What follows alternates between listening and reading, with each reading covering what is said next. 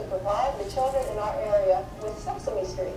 She had lived previously for a brief period of time in Madison, Wisconsin, and in Madison, they had that available to their children, and she wanted it here for the children of the Ozarks.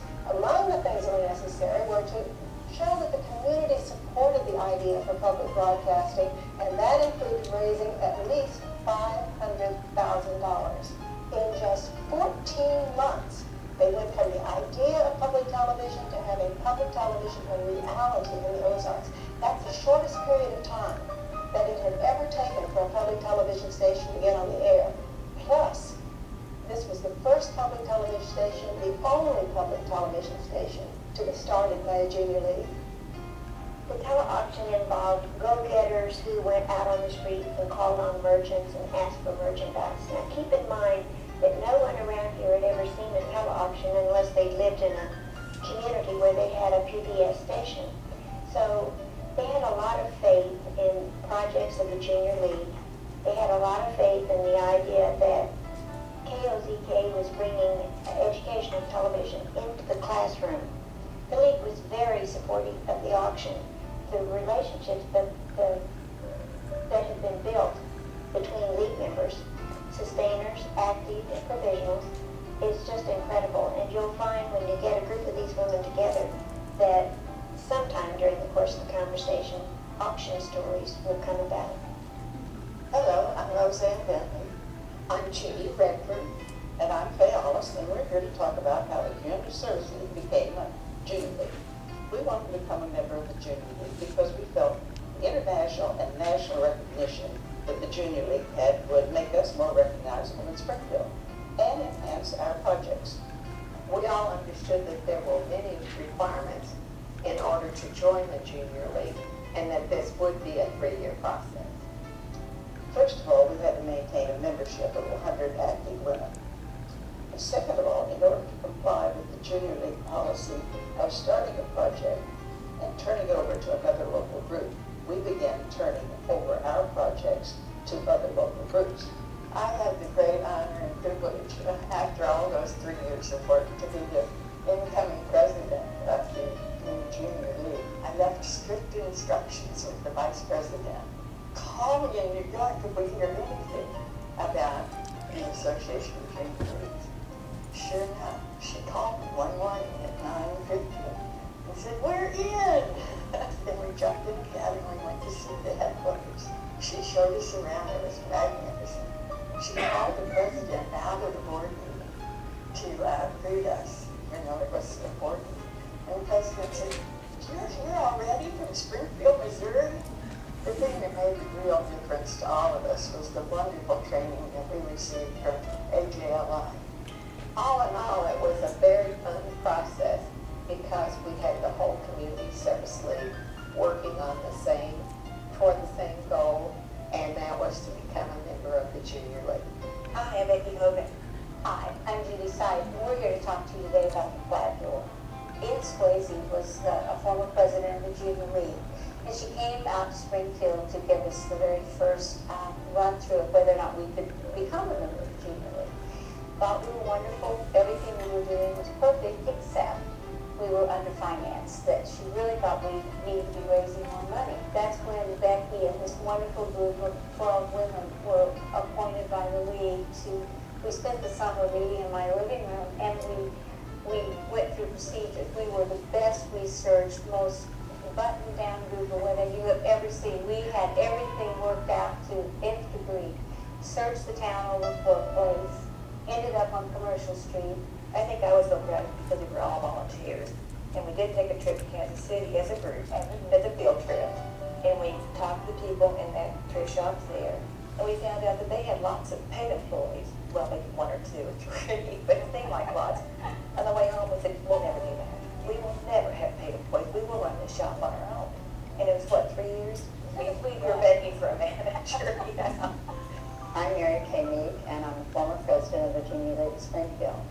Prior to acquiring our headquarters, Junior League members either met in their own homes for committee meetings or in a small little office that we acquired on South Flintstone. The league decided to search for a new headquarters in the early 80s because it was actually the fullness of time.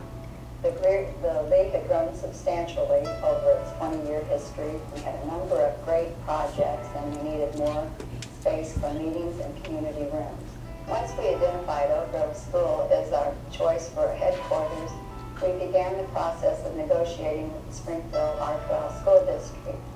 The league actually bought the building from Springfield R12 School District in 2003. Hi, I'm Peg Corolla. And I'm Sherry Cook. And we're here to talk about cookbooks.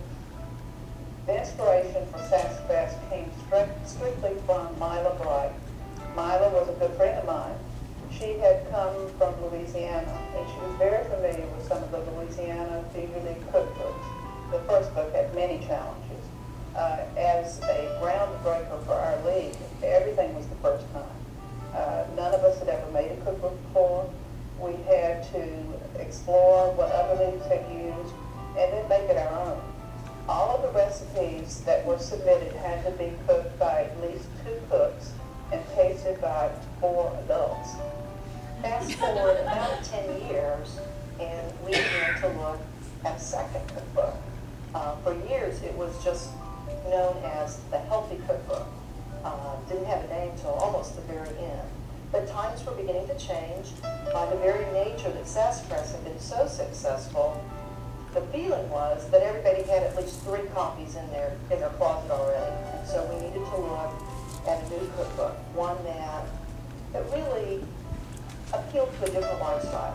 One of the most exciting things was that we ended up getting 2 contracts with QVC, one for Dish It Out and one for Sassafras. We trekked to St. Louis, went on live on QVC, and they sold 3,700 books in 7 minutes. Hi, I'm Marie Prater. I'm Lynn Tynes, and we're here to talk about the endowment. The idea for an endowment started about 1993. The president at that time called and asked me if I would chair a committee. I didn't know how we'd raise the money, but I said yes, I would chair it. The first thing we did for the endowment was in '94. We had an auction.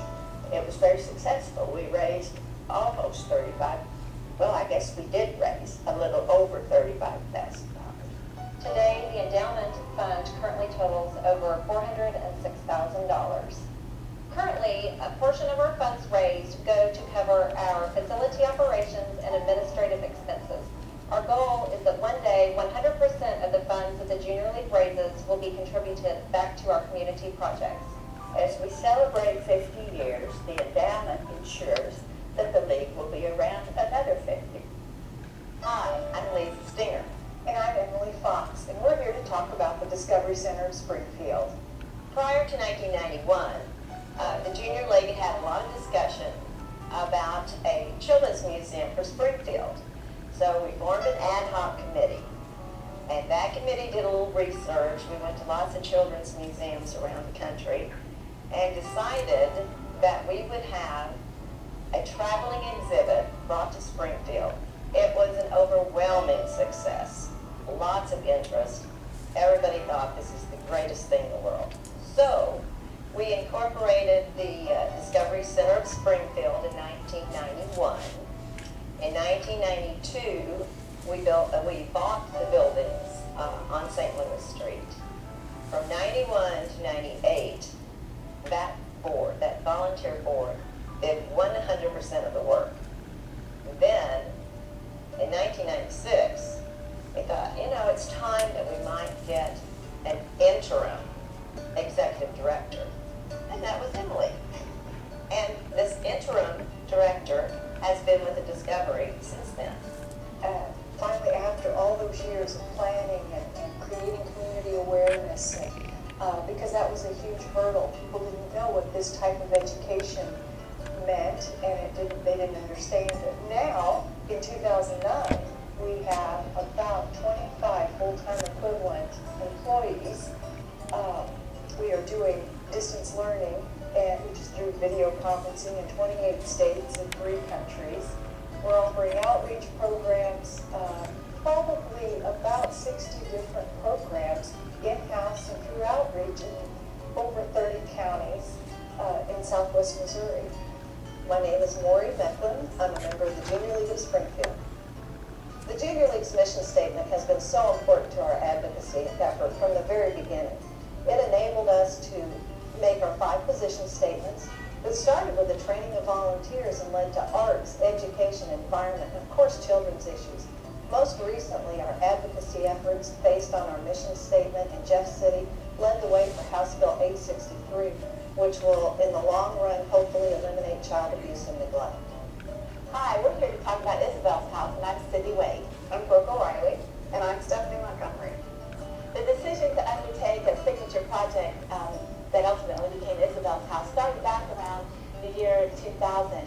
But what could we do as a league if we were to pull all of our resources, our time, our talents, our treasures, our fundraising abilities into a singular issue around a signature type project? We found it interesting as well that we had researched even 25 years ago as a junior league, looking into the concept of a crisis nursery and the prevention of child abuse and neglect. And again, we focused primarily just on the prevention of child abuse and neglect. We didn't want to be a Band-Aid here in Springfield. Instead, we want to work on actually breaking that cycle of child abuse and neglect.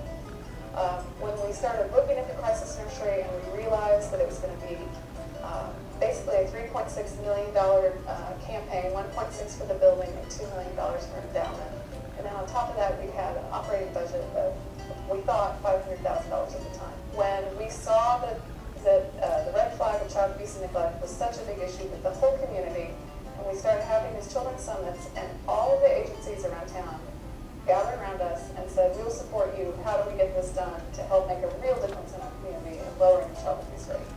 We became this lobbying machine, and when the Isabel's house doors opened and our first family came in, and that family learned from us, and we have prevented child abuse in that family. It's the Junior League's legacy as these families go on and on with better practices in parenting. Happy children, breaking the cycle. I'm amazed today that probably most of the women who belong to the Junior League have full-time jobs. This was not the case when we started, but yet we still had as much time, we spent as much time as they do at the present day. I guess the thing I'm so surprised and delighted about is the accomplishment that has evolved through the years. It's unbelievable. What surprises me about the organization as it exists today is actually its sophistication. When we were starting, we had to learn everything as we went along. But we have, through the years, the League has done an excellent job of training its members. And so when they come to a leadership position in their League membership, they usually know what to do. And their financial acumen is outstanding. Their ability to raise money is unparalleled, and they have evolved, highly evolved over the years in every area of endeavor.